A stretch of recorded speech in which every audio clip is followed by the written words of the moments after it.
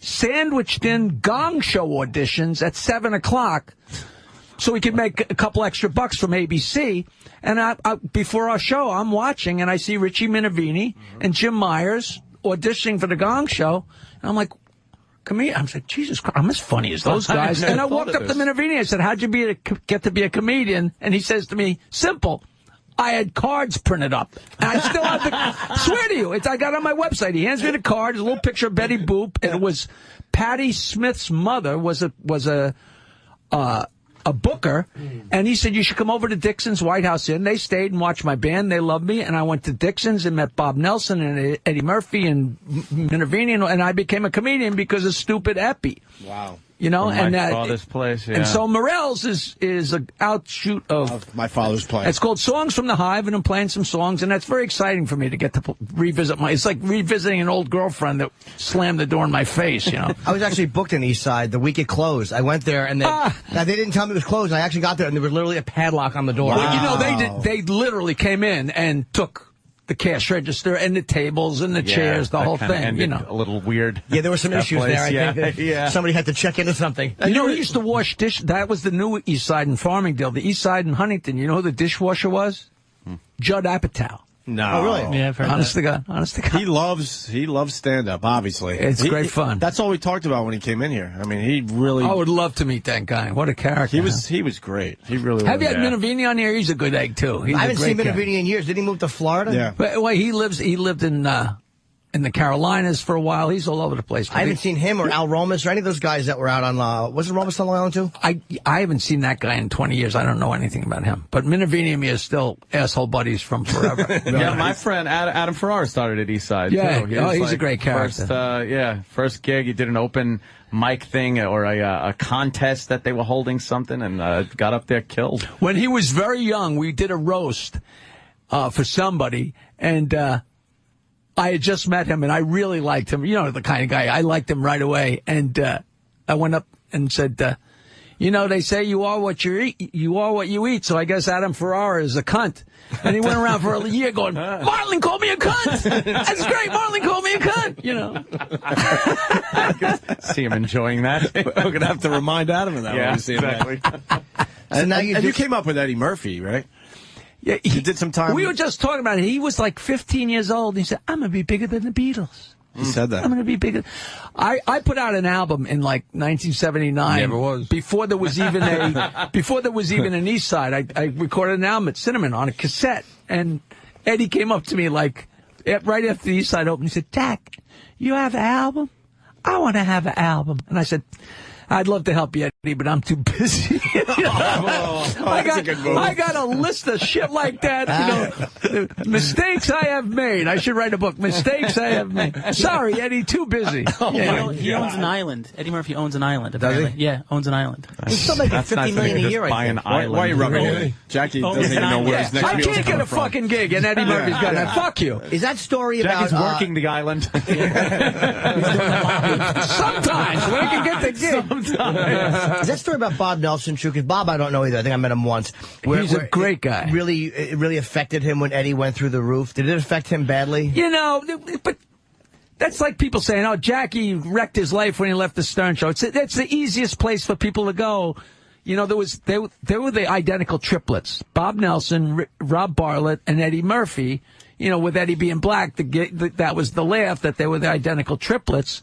And then they plucked Eddie out. And Rob Bartlett still complains because he told Eddie, hey, they're auditioning people for Saturday Night Live, and Eddie got the gig.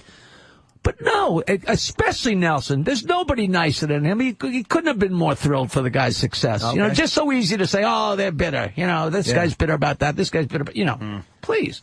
God, if I was bitter about everybody I knew, you know, I did that movie, Comedy's Dirtiest Dozen.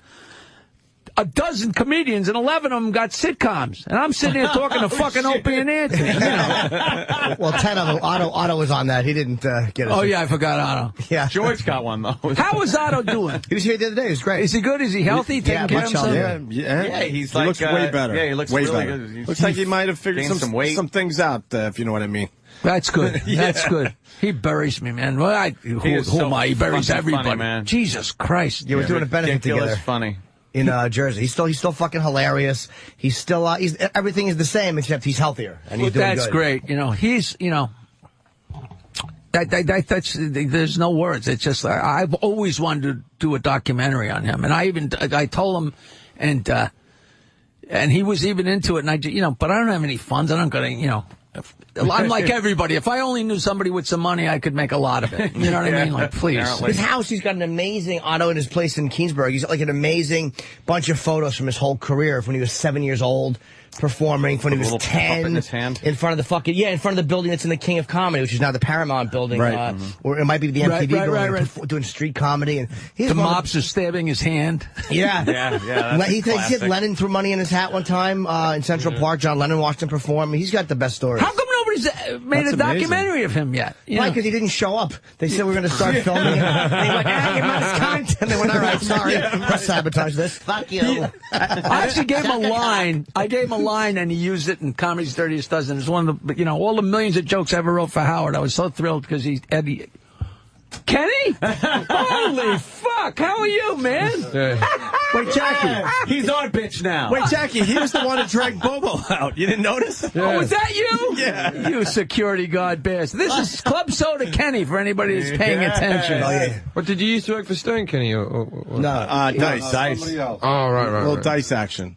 Yeah. Who's coming back next week? I didn't mean to interrupt your story. Oh, Kenny, why don't you? What? You Why don't you probably sit down, bailed me out of Kenny? a bad story. Sit down with Yeah, in the why don't you sit retard down, chair, Kenny? Kenny. That's appropriate in the retard chair. That is appropriate for Kenny. Kenny, got any good Jackie stories? I love Jack. Hold on, I got to get another mic. Why would the mic Yeah, work? why is the mic off when somebody says they love me, Opie? I don't know. That was pretty convenient, wasn't it? It's Kenny. He'll say it Me again. and Jack used to spend a lot of time together at Rascals in West Orange. Oh, okay. Yeah. Yeah. No, that was Belly up to that the was bar maybe like the two best men. club. Like two men. Like Yeah. Two men, a it couple there. of men. Jackie, he'd be down there. He'd Chasing fill the Hooey's. room and give away his T-shirts, but nobody could stump him. But he'd give away the T-shirts Anyway, he was nice about it. Yeah. You know who did the best job of breaking my butt? In 1979, I made an album. So I had albums. Nobody had, in those days, nobody had them. And I'm down in Fort Lauderdale. And I used to, at the end of the show, I used to stand there in the bar, and people would buy my albums for $5 a piece, but nobody else sold anything. It was unheard of. And the comedians would break my balls. And then at the end of the night, they'd say, wait a minute. He's got an extra $50 to go out, and all of a sudden it's like, wait, that's not so funny, It's great fun to have the stuff to sell.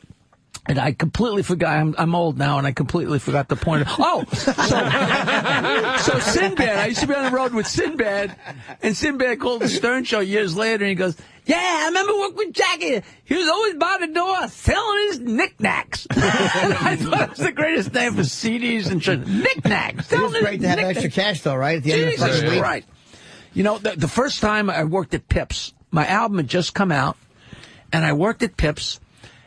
And the first show, I sold 15 albums. So I had $75, and I probably got $40 for the gig. And I was like, this is the smartest thing I ever did. This is great. I never sold that many albums again, ever. I must have had such verve because it was brand new. I must have done such a sales pitch because I sold 2 or 1. And that first night I sold 15. I was like, well, I'm going to be fucking rich. Never happened again. And you can still buy his knickknacks at jokeland.com. Thank you very much for coming in. Kenny! I'll take a claim to fame, Norton. I worked at Pips, had a great weekend, I thought. It's Brooklyn, and I'm coming from Oyster Bay, so it was a 6-beer ride. So I was fried by the time I got there. Forget by the end of the second show, I never got asked back. And like 10 years later, I meet Freddie, what's his name? Freddie Stoller. And he goes, "Oh, it's nice to meet you. God, I always wanted to meet the guy that got banned from Pips for drinking too much. This place is fucking coke and heroin, and now everybody's out of their mind. And I was banned because I was too big a drinker. I wish they had told me. What a badge of honor. Yeah. You know, how drunk do you have to be to get banned from Pips? Yeah, they used Otto for years, and Otto was known to party. And fucking Rodney came from Pips, and Rodney was a fucking partier. I'd rather have him say that than say I wasn't funny. You know, maybe I was drunk and not funny. You know. Yeah, really. We loved Rodney, too, man. We got to